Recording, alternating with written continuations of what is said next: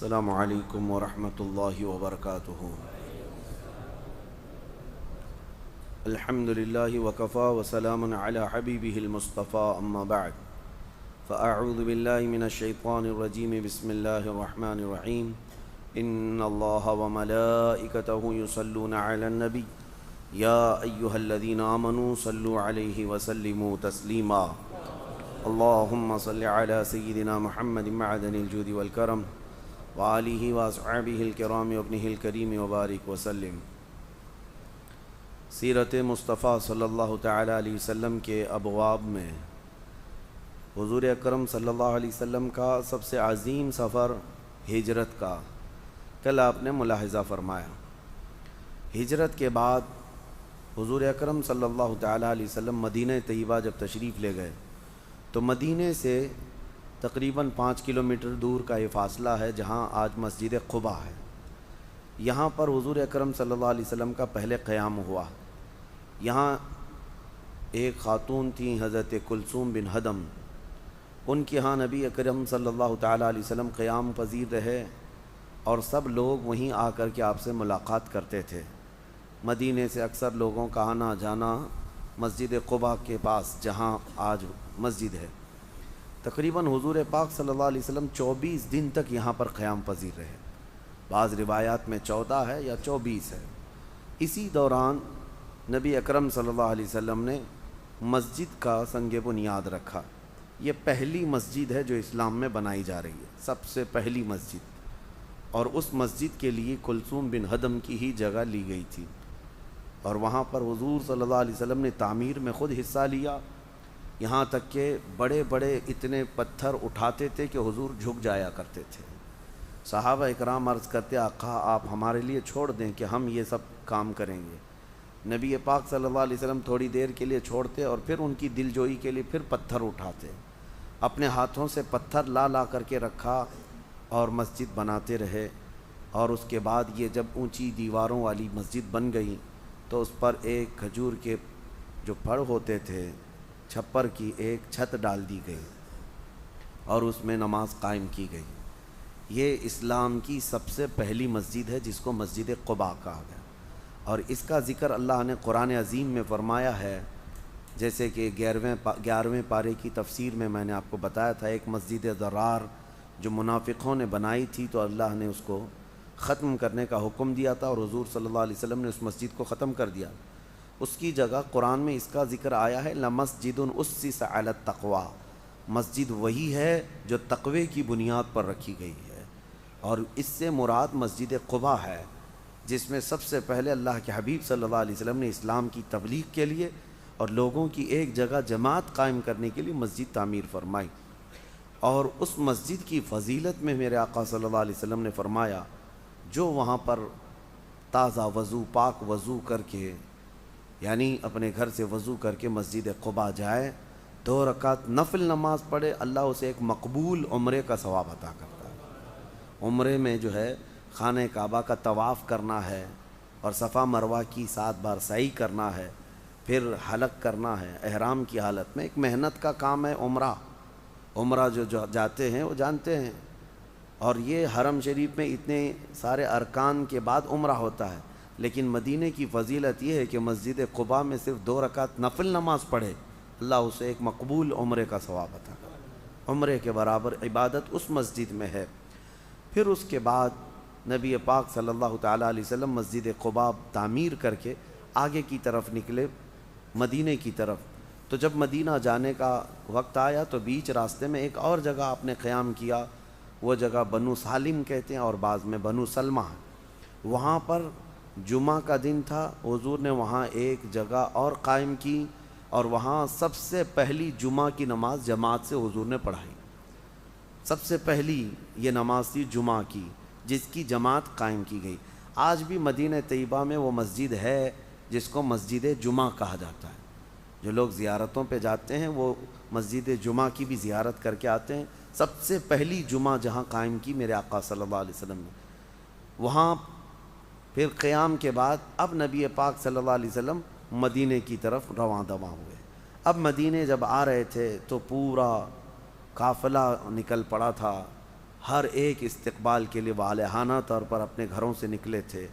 اس میں جو روایات ہیں، بنو نجار جو خاندان ہے وہ حضور پاک صلی اللہ تعالیٰ علیہ وسلم کے دادا حضرت عبد المطلب کا ننیھال ہے۔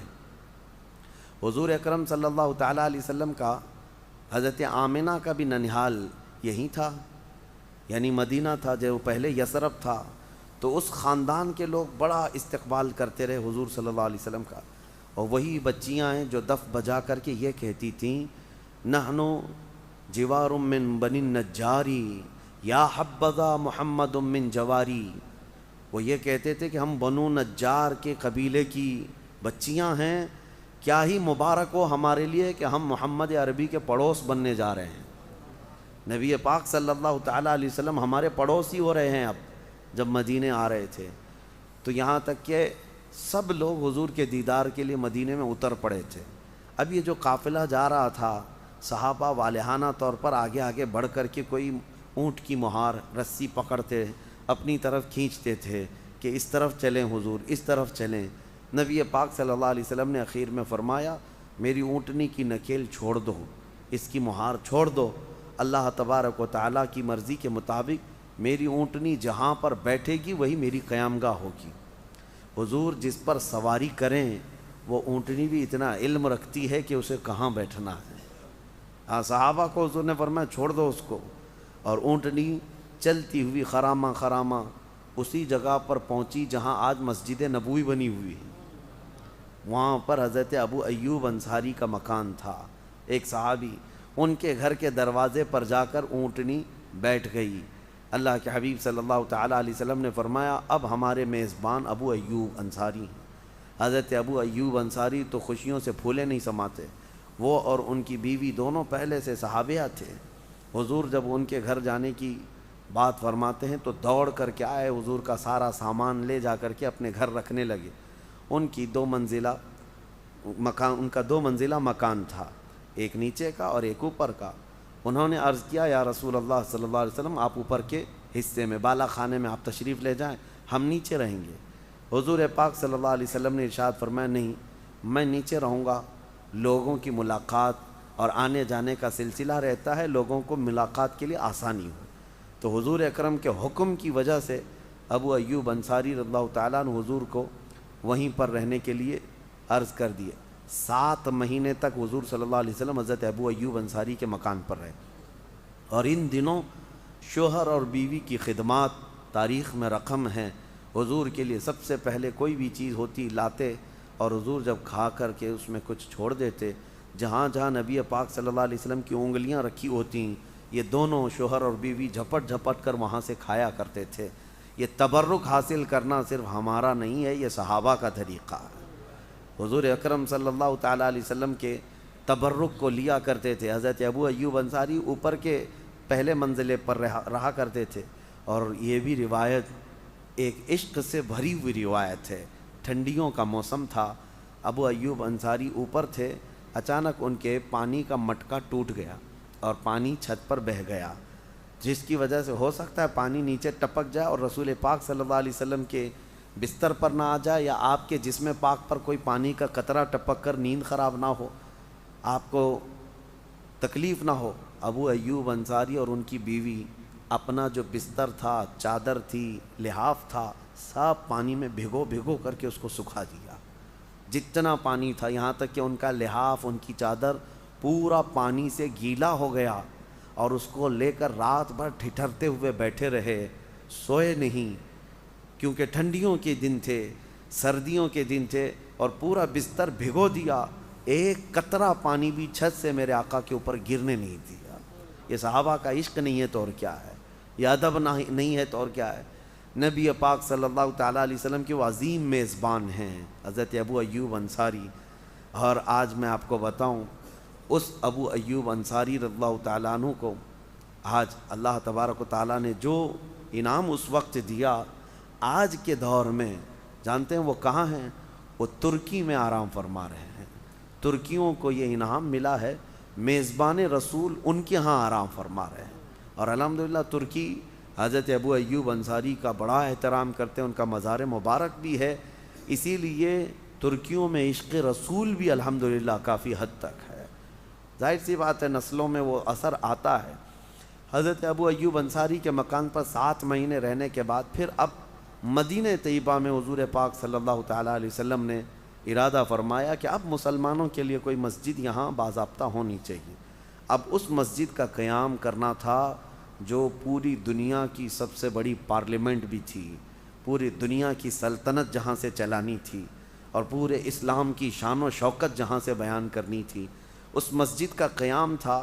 تو بنو نجار خاندان جو حضور اکرم صلی اللہ تعالیٰ علیہ وسلم کے جو ننہالی رشتہ دار ہیں، جیسے میں نے کہا، انہی کی ایک زمین تھی۔ حضور نے وہ جگہ پسند فرمائی تو ان لوگوں سے جب زمین لینے کی بات آئی تو انہوں نے یوں ہی مفت میں دینے کا عرض کیا کہ ہم یہ ہدیہ کرتے ہیں، اللہ کا گھر ہی تو بنے گا۔ نبی پاک صلی اللہ علیہ وسلم نے فرمایا نہیں، ہم اس کی قیمت دے کر کے اس کو زمین لیں گے۔ پھر پتہ کیا تو وہ 2 یتیموں کی جگہ تھی، 2 یتیم تھے اس زمین کے مالک، ان کو حاضر کیا گیا۔ وہ دونوں یتیم بھی عرض کرنے لگے یہ ہماری قسمت نہیں ہے تو اور کیا ہے، یہاں اللہ کے نبی کی مسجد بنے گی، ہم اس کو اللہ کی بارگاہ میں وقف کرتے ہیں، ہدیتاً عرض کرتے ہیں۔ نبی پاک صلی اللہ تعالیٰ علیہ وسلم نے منع فرمایا، کہا اس کی قیمت بتاؤ، اس کی قیمت کے ساتھ اس کو لیا جائے گا۔ دنیا میں بعد میں آنے والے یہ منافقین یہ شوشہ نہ چھوڑیں کہ اس کی زمین لے لی تھی، اس کی زمین لے لی تھی۔ نبی پاک صلی اللہ تعالیٰ علیہ وسلم نے ان دونوں یتیموں کو جب قیمت بتانے کے لیے کہا تو ایک قیمت طے ہوئی، اور وہ ایک اچھی خاصی قیمت تھی اس زمین کی۔ تو وہ زمین کو قیمت دے کر کے حضور نے مسجد کے لیے جگہ حاصل کر لی۔ لیکن ایک پتے کی بات میں آپ کو بتاؤں، رقم تو دی گئی اس جگہ کی، اس کی مالیت ادا کی گئی ہے، لیکن قربان جاؤ میرے آقا صلی اللہ علیہ وسلم نے جہاں آج مسجد نبوی ہے، جہاں میرے آقا کا روضہ ہے، یہ جگہ جو خریدی گئی ہے، حضور پاک صلی اللہ علیہ وسلم نے اس جگہ کو حضرت ابوبکر صدیق کے پیسوں سے خریدا ہے، کسی اور کی نہیں۔ جو ان کا نام سن کر کے منہ بگاڑتے ہیں، صدیق اکبر کو گالیاں دیتے ہیں، ہاں پہلا خلیفہ ماننے میں کسی کے پیٹ میں مروڑ ہوتی ہے، انہیں پتہ ہے اسلام کی سب سے عظیم مسجد جو پورے اسلام کا قلعہ ہے مسجد نبوی، وہ حضرت ابوبکر صدیق کے پیسوں سے خریدی ہوئی جگہ تھی۔ نبی اکرم صلی اللہ تعالیٰ علیہ وسلم نے ان کے پیسوں سے خریدا اور اس کے بعد اس کو مسجد کے لیے وقف کر دیا گیا۔ اب وہ مسجد تعمیر ہونی تھی، اس مسجد میں بھی میرے آقا صلی اللہ علیہ وسلم خود اپنے کندھوں پر پتھر اٹھاتے تھے اور دیوار بناتے جا رہے تھے۔ کافی تیزی سے یہ مسجد بنتی رہی، انصار بھی تھے، مہاجرین بھی تھے، سب اس مسجد کو بنانے میں پیش تھے۔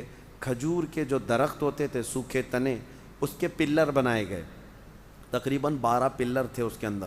ان جگہوں پر آج بھی وہ پلر موجود ہیں۔ جو اصل مسجد ہے جو ریاض الجنہ کے علاقے میں، وہ پلر آج بھی اگرچہ اب سیمنٹ کے بنے ہیں لیکن پہلے وہ کھجور کے تنے کے تھے، ان کے نام بھی تھے، سب ستونوں کے نام آج بھی لکھے ہوئے ہیں، اگرچہ زائرین سر اٹھا کر دیکھتے نہیں اور نہ ہی تاریخ جانتے ہیں۔ لیکن ان پلروں پر پھر چھت جو قائم کی گئی تھی وہ بھی کھجور کے چھپر کی ہی چھت تھی، جو کھجور کے درخت کے چھال کے ہوتے تھے، پتوں کی چھت قائم کی گئی، بارش میں ہمیشہ وہ چھت ٹپکتی رہتی تھی۔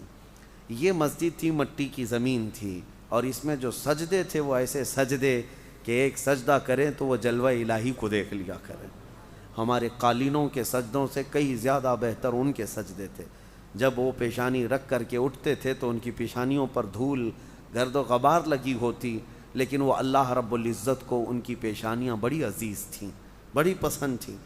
اس قیام کے دوران اب مسجد نبوی بن گئی۔ یعنی مسجد جو اسلام کی جو اس کا کانسیپٹ ہے مسجد کا، وہ صرف اتنا ہی نہیں ہے بلکہ نبی پاک صلی اللہ علیہ وسلم نے اس مسجد کو کئی محاذ پر استعمال فرمایا۔ وہ درسگاہ بھی تھی، اسلام کی سب سے پہلی یونیورسٹی اس کو کہہ لیں۔ جب مسجد بنی تو پھر اس کے بعد حضور صلی اللہ علیہ وسلم نے اپنے حجرے بھی بنائے، اپنا حجرہ، دوسرے ازواج مطہرات کے لیے جو حجرے ہیں، ایک ایک کمرہ مسجد سے اٹیچ لگا کر کے ہی کمرے بنائے گئے۔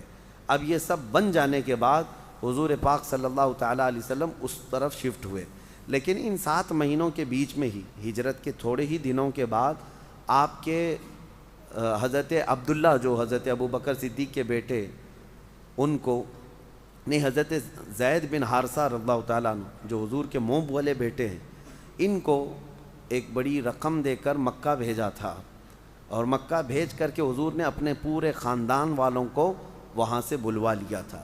حضور کے خاندان والے چونکہ مکہ میں تھے، آنے والوں میں بعد میں حضرت فاطمہ الزہرا تھیں، حضرت ام کلثوم تھیں، 2 بیٹیاں حضور کی تھیں، ایک بیٹی حضرت رقیہ وہ حضرت عثمان غنی کے نکاح میں تھی، اور وہ ہجرت کر کے حبشہ گئے ہوئے تھے۔ حبشہ کی ہجرت میں نے بتایا تھا، ایتھوپیا جو 70 صحابہ پہلے ہی گئے تھے، اس میں حضور پاک کی بیٹی حضرت رقیہ بھی گئی تھی، کیونکہ وہ حضرت عثمان غنی کے نکاح میں تھی، وہ وہاں ہجرت کی ہوئی۔ اور حضور کی جو سب سے بڑی بیٹی تھی حضرت زینب، وہ جس شخص کے نکاح میں تھیں، عاص جن کا نام ہے ابو العاص، وہ اس وقت تک ایمان لائے ہوئے نہیں تھے، اور انہوں نے مکہ سے انہیں حضرت زینب کو آنے سے روک دیا تھا۔ تو 2 بیٹیاں حضور کی آئیں، پھر حضرت مولا علی کرم اللہ وجہہ الکریم، اور پھر حضرت ابو بکر کا پورا گھرانہ، حضرت اسماء، حضرت عائشہ، حضرت ابو بکر کے جتنے بیٹے تھے، سب مکہ چھوڑ کر اس قافلے میں مدینے آ گئے۔ اب اس کے بعد دھیرے دھیرے جتنے مکہ میں موجود صحابہ تھے، سب کی ہجرت شروع ہو گئی۔ 1 سال کے اندر سارے ہجرت کر کے مدینے میں آ گئے۔ اب یہاں آنے کے بعد حضور صلی اللہ علیہ وسلم نے ہجرت کے 8ویں مہینے میں یا 9ویں مہینے میں عقد مواخات فرمایا۔ یہ اسلام کا سب سے بہترین پیغام ہے، پوری دنیا میں آج تک یہ کسی نے نہیں کیا، پریکٹیکلی میں کہہ رہا ہوں، کسی نے نہیں کیا۔ حضور پاک صلی اللہ تعالیٰ علیہ وسلم نے عقد مواخات کس کو کہتے ہیں؟ ایک عقد نکاح ہے، عقد نکاح تو سب کو پتہ ہے، ایک مرد ایک عورت دونوں کو لے کر کے ہم نکاح پڑھواتے ہیں اور کہتے ہیں آج سے تم دونوں شوہر بیوی ہو گئے، اتنا ہی تو ہوتا ہے نا، ہم عقد کر رہے ہیں، باندھ رہے ہیں دونوں کو۔ اب وہ زندگی بھر لے کر کے چلتا ہے بیوی کو، بیوی شوہر کو لے کر چلتی ہے، عقد کا مطلب ہے باندھ دینا۔ اور نبی پاک صلی اللہ علیہ وسلم نے عقد مواخات کیا۔ عقد مواخات کا مطلب 2 لوگوں میں بھائی چارگی کو باندھ دینا۔ مکہ سے آئے ہوئے ہجرت کر کے ایک صحابی کو حضور اٹھاتے، اور پھر مدینے کے جو انصار صحابہ تھے ان میں سے ایک کو اٹھاتے اور کہتے آج سے تم اور تم بھائی ہو، دونوں کے ہاتھ ملا کر بھیج دیتے۔ یہ صرف منہ بولے نہیں تھے، انصار صحابہ مہاجرین کا ہاتھ پکڑتے اور اپنے گھر لے کر جاتے، اور پھر اپنی جائیدادیں بتاتے، میری جائیدادیں اتنی ہیں، آدھی میری آدھی تمہاری، دکانیں میری 2 ہیں تو ایک میری ایک تمہاری، سب میں انہوں نے آدھا آدھا تقسیم کر کے اپنے مہاجرین بھائی کو شریک بنا لیا۔ یہ عقد مواخات پوری دنیا میں کسی نے قائم نہیں کیا۔ منہ بولا کوئی بھی بھائی ہو سکتا ہے، لیکن جائیداد دے کر کے دکھائے، اپنے گھر میں حصہ دے کر کے دکھائے۔ ارے ماں سے پیدا ہوئے بھائی کو نہیں دیتے، آج اپنی ماں سے پیدا ہوئی بہن کا حصہ کھا کر بیٹھ جاتے ہیں۔ وہ انصار تھے جو ہجرت کر کے مکہ سے آئے ہوئے صحابہ کو ایسا بھائی بنایا تھا، ایسا بھائی۔ حضرت عبد الرحمن بن عوف کہتے ہیں میرے بھائی جو انصار تھے وہ حضرت سعد تھے، گھر لے گئے اور کہا ہر چیز میں وہ آدھا آدھا آدھا کرتے گئے، یہاں تک کہا ان کی 2 بیویاں ہیں، انہوں نے کہا میں اپنی ایک بیوی کو طلاق دے دوں گا، عدت گزرنے کے بعد تم نکاح کر لینا، اس لیے کہ مدینے میں تم نئے ہو، تمہیں بھی شادی کی ضرورت ہے۔ کون کرتا ہے یہ؟ کون کرتا ہے؟ صرف ایک فرمان رسول تھا، صحابہ اس پر ایسے عمل پیرا تھے۔ یہ عقد مواخات قائم ہوا مہاجرین میں اور انصار میں۔ اس کے بعد جو پہلا واقعہ مدینے میں جو کھلبلی مچ گئی، یہ ہجرت کا پہلا سال ہے۔ جو اہم واقعات ہیں میں عرض کر رہا ہوں۔ ہجرت کے پہلے سال جو بڑا واقعہ پیش آیا، حضور پاک صلی اللہ علیہ وسلم خطبہ دے رہے تھے، اس وقت یہودی مدینے میں بھرے ہوئے، یہودیوں کے جو اس وقت سب سے بڑے عالم عبداللہ بن سلام، پوری تورات زبانی یاد ہے، تورات بہت بڑی ہے، پوری تورات کے وہ حافظ، اور یہودی ان کے آگے پیچھے گھومتے رہتے، بہت بڑے عالم تھے، حبر ان کو کہتے تھے یہودیوں کو۔ وہ آئے، جب سب لوگ دیکھنے کے لیے حضور کو جا رہے تھے، وہ بھی دیکھنے کے لیے آئے کہ میں بھی دیکھ لوں کہ کون ہے۔ جیسے ہی میرے آقا کے چہرے پر نظر پڑی، عبداللہ بن سلام کہتے ہیں میرا دل گواہی دینے لگا کہ یہ جھوٹے کا چہرہ نہیں ہو سکتا۔ اور اس وقت حضور جو بیان کر رہے تھے، حضور کا یہ فرمان تھا، ایھا الناس افشوا السلام واطعموا الطعام وصلوا الارحام وصلوا باللیل والناس نیام۔ 4 جملے حضور نے فرمایا تھا۔ حضور نے یہ فرمایا تھا اے لوگو سلام کو عام کرو، ہر ایک کو سلام کرو، اور لوگوں کو کھانا کھلاؤ، تیسرا فرمان تھا حضور صلی اللہ علیہ وسلم نے فرمایا رشتوں کو جوڑو. چوتھا فرمان تھا کہ جب لوگ سو جائیں تو کھڑے ہو جاؤ اپنے رب کی عبادت کرو. عبداللہ بن سلام کہتے ہیں یہ 4 جملے میرے دل میں پیوست ہو گئے. میں آ کر کے اللہ کے نبی صلی اللہ علیہ وسلم کے پاس عرض کیا کہ میں اب کوئی سوال نہیں کروں گا, کوئی چوں چرا نہیں کروں گا, بس ایک خواہش ہے, میں ایمان لاتا ہوں آپ پر, آپ اللہ کے آخری رسول ہیں, لیکن بس خواہش اتنی ہے کہ میں یہودیت پہ تھا, تورات کا حافظ تھا, بہت بڑا عالم تھا, بس دعا یہ کریں کہ اسلام میں آؤں تو میرا وہ مقام برقرار رہے. حضور پاک صلی اللہ علیہ وسلم نے دعا ایسی فرمائی کہ حضرت عبداللہ بن سلام جیسے اسلام لائے, حضور اکرم نے ان کا لقب دے دیا کہ اور لوگ عالم ہیں لیکن میرا عبداللہ بن سلام حبر الامہ ہے, قیامت تک کی امت کے عالم ہے. حضرت عبداللہ بن سلام امت مصطفیٰ کے بھی عالم, اور اس کے بعد ان کے حق میں قرآن کی آیتیں بھی نازل ہوئی. حضرت عبداللہ بن سلام حضور اکرم صلی اللہ تعالیٰ علیہ وسلم پر جیسی وہ ایمان لائے, یہ بہت بڑا مسئلہ تھا مدینے والوں کے لیے کہ ٹاپ لیول کا کوئی لیڈر جب کنورٹ ہو گیا ہو تو یہودی تو یتیم ہو گئے تھے بیچارے, لوگ دیکھتے رہ گئے ہمارا اتنا بڑا عالم چلا گیا.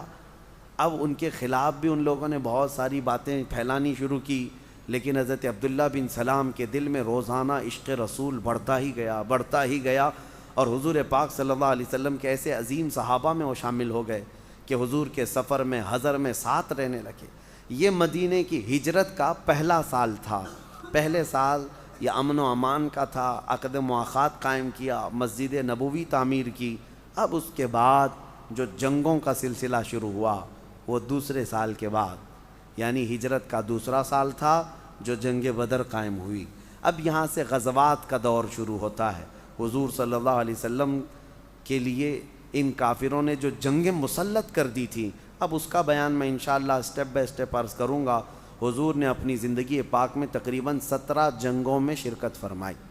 17 جنگوں میں حضور اکرم صلی اللہ علیہ وسلم جس جنگ میں شریک ہوئے اس کو غزوہ کہتے ہیں, اس کو غزوہ کہتے ہیں, جس میں خود حضور تشریف لے گئے, اور جس میں حضور گئے نہیں لیکن صحابہ کو حضور نے بھیجا تھا اس کو سریہ کہتے ہیں.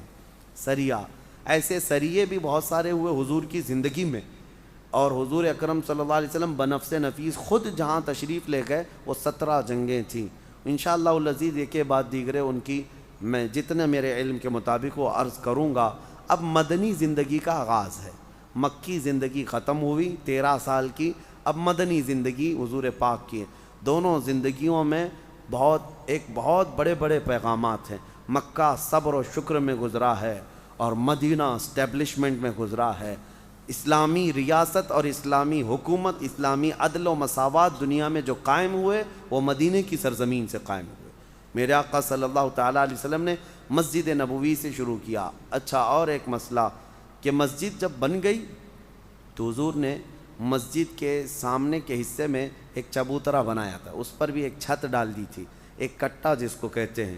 اس پر جو غریب صحابہ تھے وہ اپنے صبح شام وہیں گزارتے تھے, جن کا گھر وغیرہ کچھ نہیں تھا, سب چھوڑ چھاڑ کر کے جو آئے تھے وہ صحابہ اسی چبوترے پر دن رات گزارا کرتے تھے. انہی صحابہ کو اصحاب صفہ کہتے ہیں, جن کی تعداد 70 کے قریب تھی. ان کا کھانا پینا کہاں سے ہوتا تھا پتہ ہے؟ کوئی نہیں. میرے آقا صلی اللہ علیہ وسلم کے پاس جب کبھی کوئی ہدیہ آتا, حضور دودھ کا ایک پیالہ لبوں سے لگا کر وہ 70 صحابہ کو دیتے. حضرت ابو ہریرہ رضی اللہ تعالیٰ عنہ فرماتے ہیں ہم اس ایک پیالے میں 70 لوگ پیٹ بھر کر کے پی لیتے تھے. 70 لوگ پیٹ بھر کر کے پی لیتے تھے. اعلیٰ حضرت فاضل بریلوی نے اسی کو فرمایا ہے, کیوں جناب ابو ہریرہ کیسا تھا وہ جام شیر.